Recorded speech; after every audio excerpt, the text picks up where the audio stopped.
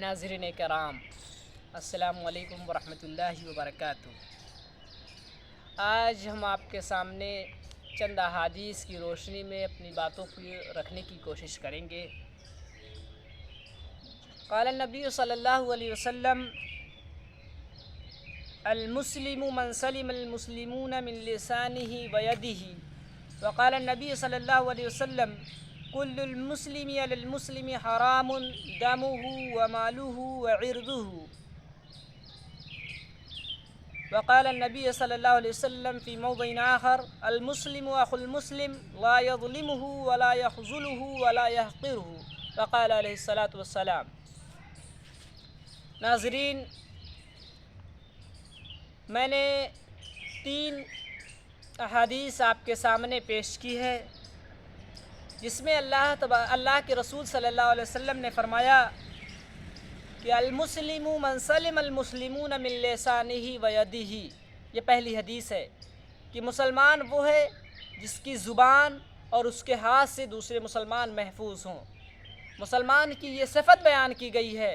मुसलमान के अंदर ये आदत और ये फ़ितरत और ये सिफ़त होनी चाहिए कि मुसलमान की हाथ ज़ुबान से किसी को तकलीफ़ ना हो, वो किसी के साथ ज़्यादती ना करे, वो ज़ुबान के ज़रिए से किसी को बुरा भला ना कहे, वो ज़ुबान के ज़रिए से किसी रुसवा और ज़लील ना करे, किसी की गीबत ना करे, किसी के साथ ज़्यादती ना करे। गीबत का मामला ये है कि अल्लाह तबारक ताला ने इसे मुर्दा भाई के गोश्त खाने के मुतरादिफ करार दिया है। अल्लाह के रसूल सल्लल्लाहु अलैहि वसल्लम ने गीबत के बारे में फरमाया कि अल-गीबत व अशद्दु मिनज़्ज़िना। गीबत क्या है? ज़िना से भी बदतरीन जुर्म है। इसलिए हमें ये समझने की ज़रूरत है। ये सारे गुनाह जो है ज़ुबान से होने वाले हैं। अल्लाह के रसूल सल्लल्लाहु अलैहि वसल्लम ने भी और अल्लाह तबारक ताला ने भी इससे मना किया है। दूसरी हदीस जो मैंने आपके सामने पेश की, अल्लाह के रसूल सल्लल्लाहु अलैहि वसल्लम ने फरमाया कि कुल्लुल मुस्लिमी अलल मुस्लिमी हरामुन। हर मुसलमान के दूसरे मुसलमान पर हराम है। क्या? उसका खून, उसका माल, उसकी इज़्ज़त। ये 3 चीज़ें बहुत अहम हैं। इसमें अल्लाह तबारक ताला ने, अल्लाह के रसूल सल्लल्लाहु अलैहि वसल्लम ने जो सबसे पहली बात फरमाई है वो ये फरमाई कि खून हराम है। किसी को आप कत्ल नहीं कर सकते। ये इस्लाम पैगाम देता है कि आप किसी भी शख्स को कत्ल नहीं कर सकते। ये अल्लाह के रसूल सल्लल्लाहु अलैहि वसल्लम ने यहाँ पर बात फरमाई है कि एक मुसलमान का दूसरे मुसलमान पर खून हराम है। हम किसी भी मुस्लिम भाई को कत्ल नहीं कर सकते हैं। ये इस्लाम हमें पैगाम देता है। और उसके बाद अल्लाह के रसूल सल्लल्लाहु अलैहि वसल्लम ने फरमाया कि व मालूहु, किसी का माल नाजायज़, हम किसी का माल गबन नहीं कर सकते, किसी के माल पर हम कब्ज़ा नहीं कर सकते, किसी की जायदाद को कब्ज़ा करके हड़प नहीं सकते हैं। ये इस्लाम हमें पैगाम देता है।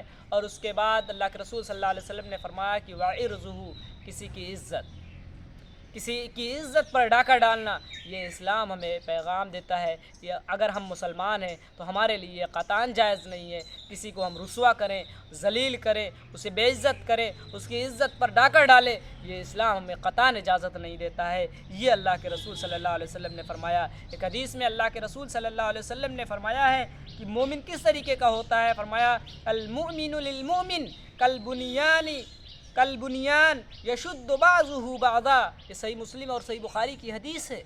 अल्लाह के रसूल ने फरमाया है कि एक मोमिन दूसरे मोमिन के लिए इस तरह से होता है जिस तरीके से बुनियाद होती है और जो एक दूसरे को ताकत पहुंचाती है। लेकिन जब हम समाज का जायज़ा लेते हैं तो हमें पता चलता है कि हम मुसलमानों के अंदर एक ऐसी सिफ़त है कि हम जब किसी मुसलमान भाई को आगे बढ़ता देखते हैं तो उसकी टांग को खींचने का काम करते हैं। उसे ताकत नहीं पहुँचाते, उसे आगे नहीं बढ़ाते, बल्कि उसे खींचने का काम करते हैं, उसे गिराने का काम करते हैं। ये सिफ़त हमारे अंदर कहाँ से पैदा हो गई, हमें इससे गौर करने की ज़रूरत है। और ये बुराई हमारे अंदर कहाँ से आई है, इसे हमें हटाने और ख़त्म करने की ज़रूरत है। अल्लाह के रसूल सल्लल्लाहु अलैहि वसल्लम ने हमारी सिफ़त तो ये बयान की है कि मोमिन आपस में इस बुनियाद की तरीके से होता है जो एक दूसरे को ताकत पहुँचाती है। तो मोमिन के लिए भी ये सिफ़त अपने अंदर पैदा करने की ज़रूरत है। अल्लाह के रसूल सल्लल्लाहु अलैहि वसल्लम ने फरमाया एक जगह सहाबा किराम से कि उन्सुर अखाका ज़ालिमन व मज़लूमन, अपने भाई की मदद करो खा वो ज़ालिम हो या मज़लूम। یہ بڑی اہم بات ہے۔ صحابہ کرام نے پوچھا کہ اللہ کے رسول صلی اللہ علیہ وسلم، ظالم کی مدد کس طریقے سے کی جا سکتی ہے؟ مظلوم کی مدد تو ممکن ہے، پر ظالم کی مدد کس طریقے سے کی جا سکتی ہے؟ ہم اور آپ بھی یہی سوال کرتے۔ اللہ کے رسول صلی اللہ علیہ وسلم نے فرمایا کہ تاخذ فوق یدیہ وتحول بینہ وبین فعلہ فذلک نصرک لہ ایضا،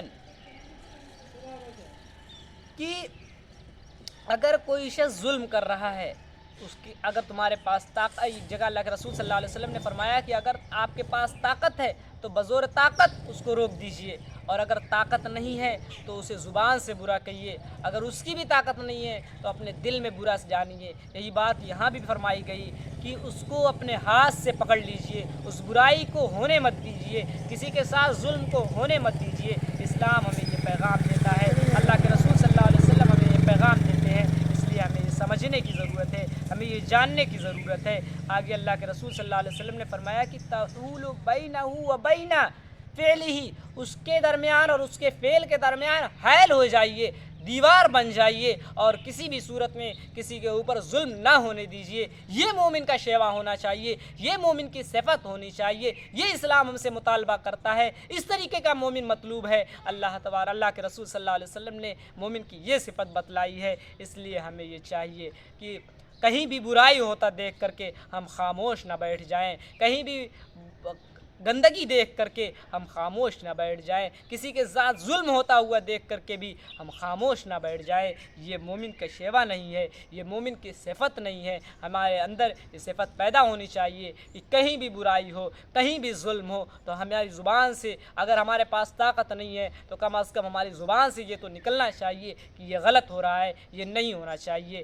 اگر ہم یہ کہنے والے بن جائیں گے تو سماج سے برائی کا خاتمہ ہو جائے گا۔ اللہ سے دعا ہے کہ اللہ تبارک تعالی ہم تمام لوگوں کو کہنے سننے سے زیادہ عمل کرنے کی توفیق عطا فرمائے۔ وآخر دعوانا ان الحمدللہ رب العالمین۔ بآخر میں یہی کہوں گا کہ ہماری اس ویڈیو کو اگر آپ کو اچھی لگے تو اسے شیئر کیجئے تاکہ دوسرے لوگوں کو بھی فائدہ ہو۔